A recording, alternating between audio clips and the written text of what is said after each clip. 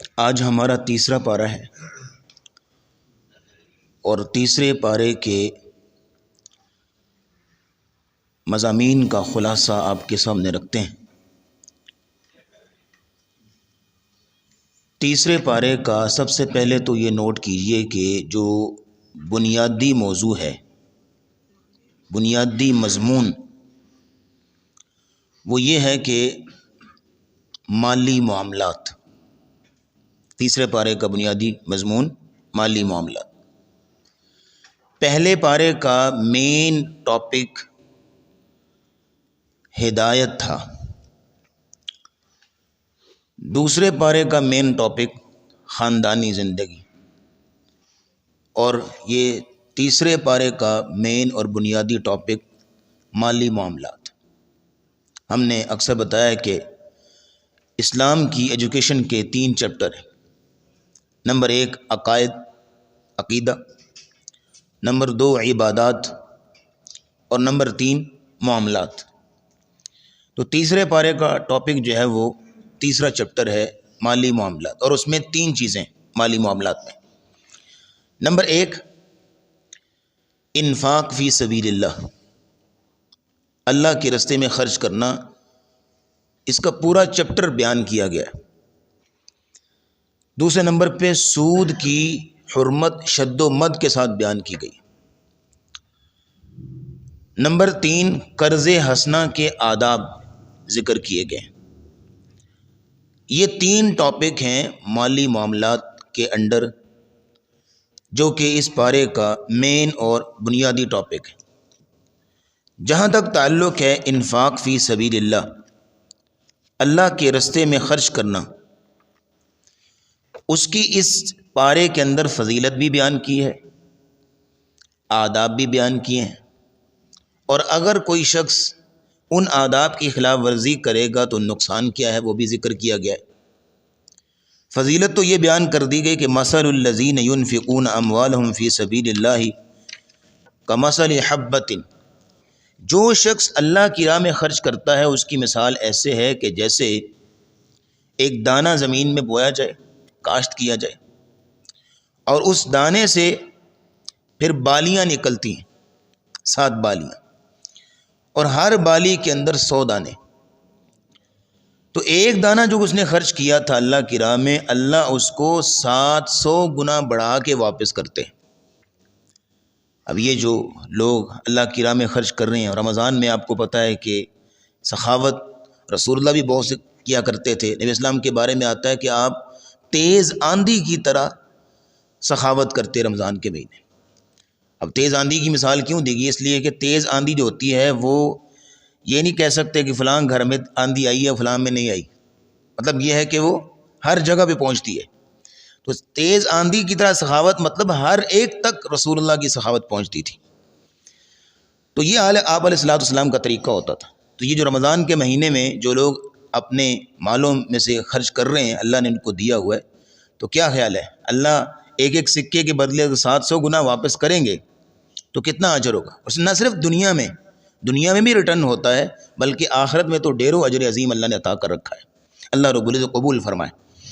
لیکن اس میں ایک ادب بیان کیا گیا کہ آپ نے اللہ کی راہ میں خرچ کرنا ہے نا، تو لا تبطلوا صدقاتکم بالمن والاذی، احسان جتلا کے اور تکلیف دے کے اپنا اجر ضائع نہیں کرنا۔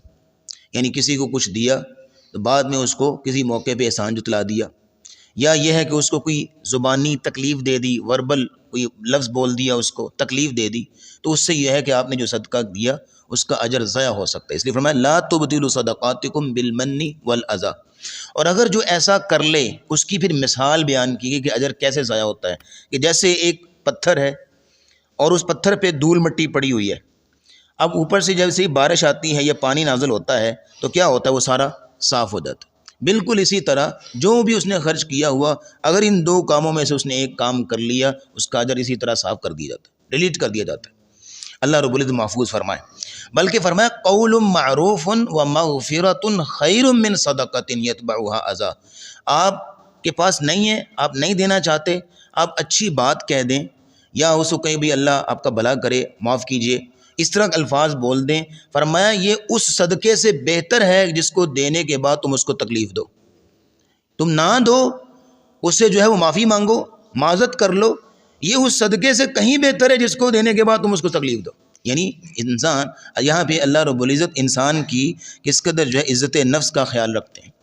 اور پھر دوسری مثال اللہ نے یہاں پہ یہ بیان فرمائی کہ جو شخص ریاکاری کے طور پہ خرچ کرتا ہے، لوگوں کو دکھانے کے لیے خرچ کرتا ہے، اپنی تعریف کے لیے خرچ کرتا ہے، تو اس میں اس کی مثال یہ دی گئی کہ جیسے ایک بوڑھا شخص ہے اور اس کے پاس باغات ہیں، مال و دولت ہے، سب کچھ ہے، لیکن ہوا یہ اس کے ہیں چھوٹے چھوٹے بچے، یا بچے ہیں تو کمزور ہیں، کما نہیں سکتے، اور اس کے پاس جو مال و دولت تھا اچانک جو ہے وہ اللہ کی طرف سے عذاب آیا، کوئی آندھی آئی اور وہ سارا ہلاک ہو گیا. اب بتائیے وہ شخص جو اس وقت بوڑھا ہو چکا ہے، اولاد بھی چھوٹی ہے، بچے چھوٹے ہیں، ابھی کمانے کا اور سورس بھی نہیں ہے، اب اس کے پلے کیا رہ گیا؟ کچھ بھی نہیں کر سکتا. بالکل اسی طرح قیامت کے دن جب نیکیاں کمانے کی مہلت نہیں ہوگی، اور اگر اللہ نہ کرے وہاں پہ ایسا معاملہ بن گیا کہ کانٹا مار دیا جائے، ڈیلیٹ کر دیا جائے سب کچھ، تو وہاں تو کمانے کا موقع بھی نہیں ہے، کمانے کی مہلت بھی نہیں ہے، تو وہاں کیا بنے گا؟ اللہ رب العزت ہمیں محفوظ فرمائے. تو یہ انفاق فی سبیل اللہ کی راہ میں خرچ کرنے کے آداب بھی ذکر کیے گئے. فرمایا ان تبدوا الصدقات فنعما ہی، اگر تم صدقہ لوگوں کے سامنے دو اچھی بات ہے، اگر تمہاری نیت یہ ہے کہ اوروں کو بھی ترغیب ہو، اوروں کو بھی اس سے جو ہے وہ فائدہ ملے، اور لوگ جو ہے وہ جوک دا جوڑ اس میں کام کریں اور وہ بھی جو ہے وہ نیکی کمائیں، اس مقصد کے لیے اگر آپ لوگوں کے سامنے بھی خرچ کرتے ہیں تو ویل اینڈ گڈ ہے. لیکن وَإِن تُخْفُوهَا وَتُؤْتُوهَا الْفُقَرَاءَ فَهُوَ خَيْرٌ لَكُمْ، اگر تم اس کو چھپاتے ہو اور کسی کو ظاہر نہیں کرتے، اور یہ ہے کہ چپکے سے کسی کو دے دیتے ہو، فَهُوَ خَيْرٌ لَكُمْ، یہ تمہارے لیے زیادہ بہتر ہے. اس میں یہ ہے کہ دو فائدے ہیں نا، ایک تمہارے اندر بھی ریاکاری کا شائبہ نہیں آئے گا کہ لوگوں کو دیکھ رہا ہے تو دل، اگر انسان اخلاص کی نیت بھی ہو نا تو کچھ پتہ چل رہا ہے دیکھ رہا ہے تو دل میں کوئی نہ کوئی اگنوں کے تعریف کی ایک حوث پیدا ہونے لگتی ہے. اگر چھپا کے دیں گے تو ریاکاری کا شائبہ نہیں ہوگا، ایک فائدہ. دوسرا فائدہ یہ ہے کہ اس بندے کی بھی عزت نفس برقرار رہے گی، اس کی بھی خودداری جو ہے وہ برقرار رہے گی. تو یہ مالی معاملات میں پہلا ٹاپک یہاں ذکر کیا گیا، انفاق فی سبیل اللہ. دوسرا ٹاپک اس کے ساتھ ہی بیان کیا گیا وہ یہ ہے سود کی حرمت، اور اس میں اس قدر کہ واضح انداز میں اور دھمکی کے انداز میں بات کی گئی ہے. فرمایا یا ایھا الذین آمنوا اتقوا اللہ وذروا ما بقی من الربا، اے ایمان والو اللہ سے ڈر جاؤ، اللہ سے ڈر جاؤ. وذروا ما بقی من الربا، اور سود کے سارے معاملے چھوڑ دو، ترک کر دو. یاد رکھیے گا انسان رمضان میں توبہ کرتا ہے نا، معافی مانگتا ہے نا، وہ کون سی توبہ ہے کہ سود کے باوجود بھی توبہ ہو رہی، عید کے بعد بھی اسی طرح جو ہے سودی معاملہ چل رہے ہیں، یہ کون سی توبہ ہے؟ توبہ تو وہ ہوتی ہے نا گناہ چھوڑ کے، جب گناہ ہی نہیں چھوڑا تو توبہ کس چیز کی ہے؟ اس لیے تو اکثر سوال اٹھائے جاتے ہیں کہ ہر رمضان جو ہے وہ رو رو کے دعائیں مانگی جاتی ہیں، رو رو کے جو اللہ سے استغفار کی جاتا ہے، قیام اللیل میں اٹھ کے لمبے لمبے قیام، اور علماء امام جو ہے وہ اتنی لمبی لمبی رو رو کے دعائیں مانگ رہے ہوتے ہیں، خانہ کعبہ میں بھی دعائیں ہو رہی ہوتی ہیں، ہر جگہ پہ دعائیں ہو رہتی ہیں. فائدہ کوئی نہیں ہو رہا امت مسلمہ کو ان دعاؤں کا. جتنی دعائیں ہوتی ہیں تو لہریں بہریں ہو جائیں، الحمدللہ سب کچھ ہے، اللہ نے لہریں بہریں کی ہوئی ہیں، لیکن اتنا زوال کیوں ہے امت مسلمہ پہ؟ اس کی وجہ یہ ہے کہ ہماری توبہ جو ہے جھوٹی توبہ ہے، ہماری توبہ ہی سچی نہیں ہے نا. ہم نعوذ باللہ من ذالک اللہ کے ساتھ دوگلی پالیسی کر رہے ہیں، گناہ بھی کیے جا رہے ہیں اور توبہ کس چیز کی ہے؟ فرمایا اتقوا اللہ وذروا ما بقی من الربا، اللہ سے ڈر جاؤ اور سود چھوڑ دو. فرمایا ان کنتم مؤمنین، اگر تم مومن ہو، اگر تمہارے اندر رتی برابر بھی ایمان ہے نا، اللہ کے سامنے پیش ہونے کا ذرا برابر بھی تمہیں خیال ہے نا، عقیدہ ہے نا، تو اس سود کو چھوڑ دو. لیکن آگے الفاظ سنیے، فَإِن لَمْ تَفْعَلُوا، اگر تم نے نہ چھوڑا سود کو، فَأَذَنُوا بِحَرْبٍ مِّنَ اللَّهِ وَرَسُولِهِ، تو آؤ میرا نبی رسول اللہ صلی اللہ علیہ وسلم اور میں اللہ خود تمہارے ساتھ جنگ کرتا ہوں. یعنی جو شخص اللہ اور اس کے رسول کے ساتھ جنگ کر رہا ہے، کیا پلے اس کے؟ یا قیامت کے دن اللہ اور اس کے رسول اس سے ناراض ہیں، کیا پلے رہ گیا اس کے؟ فرمایا کہ فَأْذَنُوا بِحَرْبٍ مِّنَ اللَّهِ وَرَسُولِهِ وَإِن تُبْتُمْ فَلَكُمْ رُءُوسُ أَمْوَالِكُمْ، اور اگر تم توبہ کر لو گے تمہارے لیے بہتر ہے. اور پھر آیت کی اینڈنگ کی گئی، یعنی اس چیپٹر کی اینڈنگ کی گئی، سود کے چیپٹر کی اینڈنگ اس سٹائل سے کی گئی. فرمایا وَاتَّقُوا يَوْمًا تُرْجَعُونَ فِيهِ إِلَى اللَّهِ، لوگوں اس دن سے ڈرو کہ جس دن تم اللہ کے سامنے پیش ہوگے. یار یہ آیت جھنجھوڑنے والی ہے، یہ آیت جو ہے وہ انسان کے دل میں ایک کہ ہلچل مچا دینے والی ہے کہ واتقوا یوما ترجعون فیہ الی اللہ، اس دن سے ڈرو جس دن تم سارے اللہ کے سامنے پیش کیے جاؤ گے، ثم توفی کل نفس ما کسبت وہم لا یظلمون، اور پھر اللہ رب العزت ہر ایک شخص کو اس کا پورا پورا بدلہ دے گا جو اس نے کمایا۔ دو ٹاپک ہو گئے مالی معاملات میں۔ تیسرا ٹاپک ہے قرض حسنہ کے آداب، چونکہ سود کی حرمت بیان کی ہے اور سود ایک ناجائز رستہ ہے، اور اس سے جائز رستہ کیا ہے؟ قرض حسنہ۔ سود یہ ہوتا ہے کہ آپ نے کسی کو قرض دیا اور اوپر جب ریٹرن کی باری آنی تو اوپر لیا جائے، ہاں اس کو سود کہتے ہیں نا۔ لیکن قرض حسنہ کیا ہے کہ جتنا آپ نے دیا اتنا ہی آپ نے اسے واپس لینا ہے۔ اس کے آداب میں بیان کیا گیا، فرمایا یا ایھا الذین آمنوا اذا تداینتم بدین الی اجل مسمى فاکتبوا، جب تم کوئی قرض کا معاملہ کرو ایک مدت تک کے لیے تو اس کو لکھ لیا کرو۔ وَلْيَكْتُبْ بَيْنَكُمْ كَاتِبٌ بِالْعَدْلِ، اور تمہارے درمیان ایک کاتب ہونا چاہیے جو لکھ رہا ہو، اشٹام نویس، جو وثیقہ نویس ہوتے ہیں، وہ جو ہے وہ لکھے اس معاملے کو، اگر کوئی بڑا معاہدہ ہے، اگر کوئی زیادہ رقم ہے تو اس کو لکھا جائے تاکہ بعد میں کسی قسم کا اختلاف نہ ہو۔ انسان بھول جاتا ہے، سم ٹائم جو ہے فگر اوپر نیچے ہو جاتے ہیں، پھر جھگڑا پڑتا ہے، اور پھر یہ ہے کہ نقصان بھی ہو سکتا ہے، یا قرض دینے والے کا یا قرض لینے والے کا، دونوں کا نقصان ہوتا ہے۔ فرمایا یا ایھا الذین آمنوا اذا تداینتم بدین الی اجل مسمى فاکتبوا، اور جب لکھنے والا لکھے تو بالعدل، عدل کے ساتھ لکھے، انصاف کے ساتھ لکھے، اور پھر واستشہدوا شہیدین من رجالکم، اس معاملے پہ، اس کانٹریکٹ پہ دو لوگ گواہ بنائے جائیں۔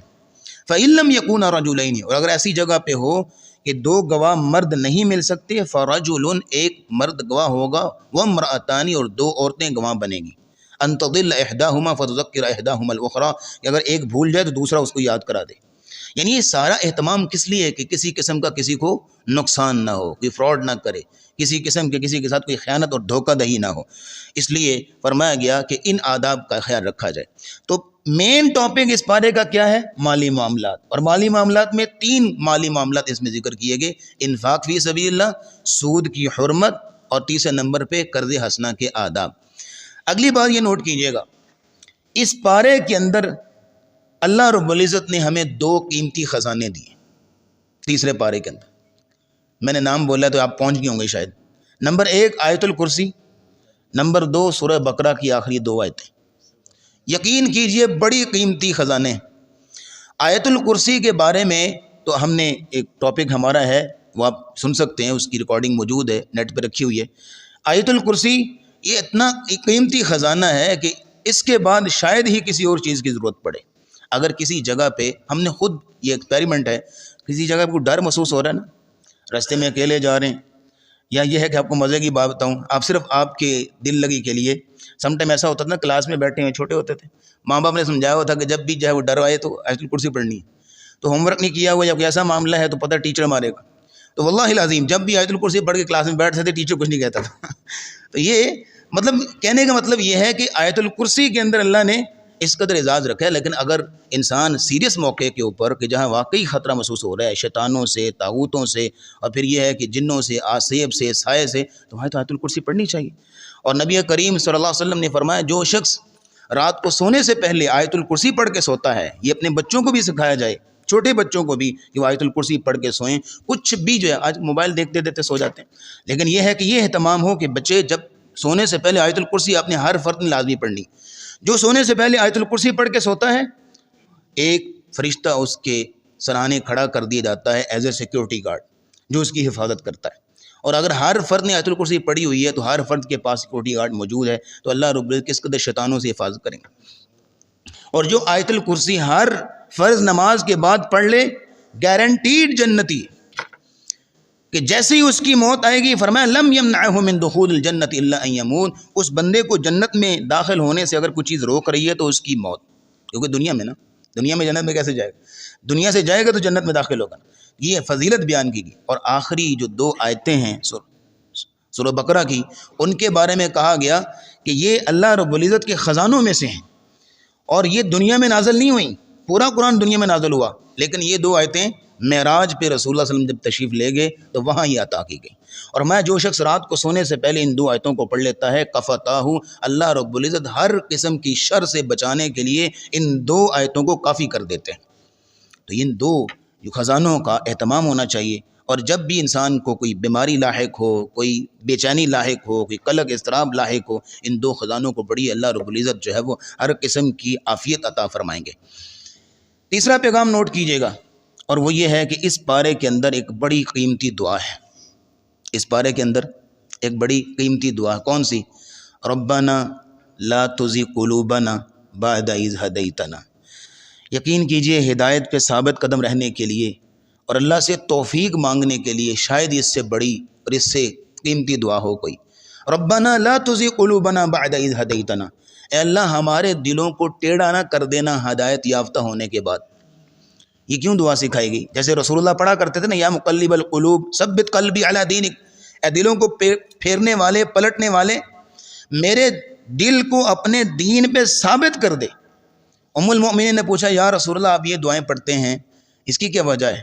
آپ نے فرمایا کہ ان قلوب بنی آدم بین اصبعین من اصابع الرحمن یقلبها کیف یشاء، بنی آدم کے دل، انسان کے جو دل ہیں وہ اللہ کی ان دو انگلیوں کے درمیان ہے، یقلبها کیف یشاء، اللہ جیسے چاہے پلٹ دیتا ہے۔ اگر دل سیدھا ہے تو انسان صحیح اعمال کر رہا ہوتا ہے، لیکن دل الٹا ہو گیا تو پھر الٹے اعمال ہی ہوں گے نا، سیدھے اعمال تو ہو نہیں سکتے۔ تو اس لیے رسول اللہ دعائیں کرتے تھے، یا مقلب القلوب ثبت قلبی، میرے دل کو ثابت کر، اور وہی دعا یہ اسی انداز کے ساتھ، لا تزغ قلوبنا بعد اذ ہدیتنا، یا اللہ تو نے ہدایت دی ہے نا، اپنے آگے جھکنے والا، سجدہ کرنے والا، رکوع کرنے والا بنایا نا، یا اللہ تو نے توفیق دی ہے نا، روزہ بھی رکھتے ہیں، تو نے توفیق دی ہے نا، قرآن کے ساتھ بھی جڑے ہوئے ہیں، تو نے توفیق دی ہے نا کہ اذکار بھی کر لیتے ہیں، تو نے توفیق دی ہے یا اللہ، اب اس توفیق کو آخری دم تک باقی رکھنا، لا تزغ قلوبنا بعد اذ ہدیتنا وہب لنا من لدنک رحمتا، اور ہمیں اپنی خاص رحمت دے، اور ہب لنا کا مطلب ہوتا ہے انڈیل دینا، کہ وہب لنا من لدنک رحمتا، ہمارے اوپر اپنی رحمت انڈیل دے، انک انت الوہاب، بے شک تو ہی بہت زیادہ جو عطا کرنے والا ہے۔ تو تیسرا پیغام یہ تھا کہ اس کے اندر ایک بڑی اسپیشل اور بڑی امیزنگ دعا ہے جو ہمیں کثرت سے پڑھنی چاہیے۔ چوتھا پیغام یہ نوٹ کیجئے گا کہ اللہ رب العزت نے اس پارے کے اندر 3 پرسنالٹیز کا ذکر کیا ہے، 3 اسلامک ہیروز کا ذکر کیا، 3 شخصیات کا ذکر کیا۔ نمبر 1 حضرت ابراہیم علیہ السلام۔ ابراہیم اسلام کی پرسنالٹی توحید کا علم بردار، جس نے توحید کا جھنڈا اٹھایا، نمرود کے دربار میں کھڑے، اکیلا مرد مجاہد، اور نمرود نے کہا ابراہیم لگتا ہے تم ہمارے علاوہ کسی اور کو بھی رب کہتا ہے؟ ہاں جی ہاں کہتا ہوں۔ کس کو؟ میرا اللہ۔ کون اللہ؟ ربی الذی یحیی و یمیت، میرا اللہ جو ہے وہ زندہ بھی کرتا ہے مارتا بھی ہے۔ میں کہا یہ کون سی بڑی بات؟ 2 قیدیوں کو بلایا، ایک کو مار دیا ایک کو زندہ کر دیا، کہا ایک کو موت دے دی ایک کو زندہ کر دیا میں نے، یہ کون سی بڑی بات؟ یہ میں بھی کر سکتا ہوں۔ ابراہیم اسلام سمجھ گئے کہ یہ کٹ حجتی پہ آ گیا ہے، اب اس کو اسی طرح کا وار کرنا چاہیے۔ یعنی یہ کہ مناظرے کا، ڈیبیٹ کا انداز ہوتا ہے نا کہ اگلے کی ذہنیت کے مطابق اس پر وار کیا جائے۔ آپ جس طرح مرضی تیر تکے چلائے، وہ اس پہ چلے نا، فائدہ کیا ہے؟ ابراہیم اسلام نے اگلا وار کیا اور کہا فَإِنَّ اللَّهَ يَأْتِي بِالشَّمْسِ مِنَ الْمَشْرِقِ فَأْتِي بِهَا مِنَ الْمَغْرِبِ، میرا اللہ جو ہے سورج کو مشرق سے طلوع کرتا ہے، تو اتنا ہی بڑا رب بنا پھرتا ہے تو مغرب سے طلوع کر کے دکھا نا ذرا آج۔ فَبُهِتَ الَّذِي كَفَرَ، مبہوت ہو گیا وہ، واللہ لا يهدي القوم الظالمین۔ تو یہ شخصیت ابراہیم اسلام کی کہ جنہوں نے توحید کا جھنڈا اٹھایا، کچھ بھی ہو توحید پہ آنچ نہیں آنے دی، اپنے رب کے حکم پہ آنچ نہیں آنے دی۔ اور دوسری پرسنالٹی حضرت مریم علیہ السلام، ان کی پرسنالٹی کس انداز سے ذکر کی ہے جناب؟ ایک بند کمرے میں بیٹھی ہیں، کفالت تو ذمے تھی حضرت زکریا کے، کھانے کی کوئی بھی چیز لا کے دینی ہے تو وہ لا کے دیتے تھے، کوئی اور نہیں تھا۔ ایک دن آئے کمرے میں اور کہا کہ بیٹی مریم کے پاس دیکھا کہ کچھ مختلف میوے پڑے ہوئے ہیں، پوچھا قالت یا مریم انا لکی ھذا، اے مریم انا لکی ھذا، یہ کہاں سے آئے؟ قالت ہوا من عند اللہ، یہ میرے رب کی طرف سے۔ یہاں پہ یہ نہیں کہا گیا کہ پہنچی سرکار، دیکھا پھر ہمارا کمال، ہاں دیکھا پھر ہماری طاقت، دیکھا پھر ہماری کرامت، کیا کہا؟ ہوا من عند اللہ، اللہ کی طرف سے۔ ان اللہ یرزق من یشاء بغیر حساب، اللہ جس کو چاہتا ہے بغیر حساب کے رزق دیتا ہے، جس کو چاہتا ہے۔ اب وہاں بیٹھے بیٹھے اسی پرسنالٹی سنیے گا، اور وہاں بیٹھے بیٹھے حضرت زکریا نے جب مریم کا یہ جواب سنا نا، یہاں کوئی اور بندہ بھی کوئی نہیں ہے جو ان کی خدمت کرتا ہو، میں ہی ہوں جو اس بیٹی کی خدمت پہ مامور ہوں، اور یہ ہے کہ یہ جو سامنے پڑے ہوئے ہیں میوے پھل اس شہر میں ملتے بھی نہیں ہیں، اور امپورٹ کرنے کے لیے جو ہے وہ بڑا جو ہے وہ ٹائم لگتا ہے، اتنی جلدی کیسے آ سکتے ہیں یہاں پہ؟ تو وہاں پہ سوچ میں پڑ گئے کہ اگر وہ رب اس کو بغیر اسباب کے بغیر وسائل کے یہ رزق عطا کر رہا ہے تو مجھے وہ بغیر اسباب اور بغیر وسائل کی اولاد کیوں نہیں دے سکتا؟ بوڑھا ہو گیا ہوں، ہڈیاں جو ہے کمزور ہو گئی ہیں، بال سفید ہو گئے ہیں، اولاد کوئی نہیں ہے۔ ہنالک دعا زکریا ربہ، وہاں پہ ہی اپنے رب کو پکارنے لگ گئے۔ قال رب هب لي من لدنك ذرية طيبة انك سميع الدعاء، یا اللہ مجھے بھی پاکیزہ اولاد دے۔ وہاں پہ پھر فرشتہ آیا اور آگے کہتا ہے ان اللہ یبشرک بیحییٰ، ہم بیٹا نہیں دے رہے، نام بھی ساتھ ہی رکھ رہے ہیں، نام 7ویں دن رکھتے ہیں، ہم نام پہلے رکھ دیا ہے۔ فرمایا کہ بیحییٰ مصدقا بکلمۃ من اللہ وسیدا وحصورا، اور اس کی ڈیوٹی اور اس کی جاب بھی ہم بتا رہے ہیں کہ وہ نبی ہوگا، ونبیا من الصالحین، نیک لوگوں میں سے۔ پھر یہاں پہ سوال کرنے لگے، انسانی عقل ہے نا، پہلے دعا کر رہے تھے یا اللہ دے، اب انسانی عقل۔ قال ربی ان یکون لی غلام وقد بلغنی الکبر وامراتی عاقر، میں بوڑھا ہو گیا ہوں، بیوی بانجھ ہے، اولاد کیسے ہوگی؟ قال کذالک اللہ یفعل ما یشاء، اسی طرح ہوگی، اللہ جس طرح چاہتا ہے کرتا ہے، اس میں عقل کے گھوڑے نہیں دوڑاتے۔ تو بہرحال 3 شخصیات کا ذکر کیا گیا، اور 5واں اور آخری پیغام نوٹ کیجئے گا، بات ختم کرتے ہیں، اور وہ یہ ہے کہ اللہ رب العزت نے ہمیں زندگی گزارنے کا اصول دے دیا۔ قل ان کنتم تحبون اللہ فاتبعونی یحببکم اللہ۔ کون چاہتا ہے کہ اللہ مجھ سے محبت کرے؟ سارے چاہتے ہیں، لیکن اللہ کیسے محبت کرے گا؟ اس کا بڑا امپورٹنٹ اور کہ جچت اللہ ایک ٹول دے دیا ہمیں، وہ یہ ہے فاتبعونی یحببکم اللہ۔ جیسے رسول اللہ نے زندگی گزاری، جیسے جیسے رسول اللہ جو ہے وہ زندگی گزار کے چلے گئے، ان کے پیچھے پیچھے پیچھے پیچھے چلتے رہو، یہی رستہ سیدھا جنت میں جائے گا، اور یہی رستہ اللہ رب العزت کا محبوب رستہ ہے، اور اللہ محبت کرے۔ فاتبعونی، رسول اللہ کی اتباع کی جائے، یحببکم اللہ، اللہ بھی تم سے محبت کرے گا، ویغفر لکم ذنوبکم، اور نہ صرف کہ اللہ محبت کرے گا بلکہ تمہارے سارے گناہوں کو معاف کر دے گا، واللہ غفور الرحیم، اور اللہ تعالیٰ تو ہے ہی بخشنے والا ہے، مہربان۔ تو یہ تیسرے پارے کا خلاصہ تھا، اللہ رب العزت قبول و منظور فرمائے۔ وآخر دعوانا الحمدللہ رب العالمین۔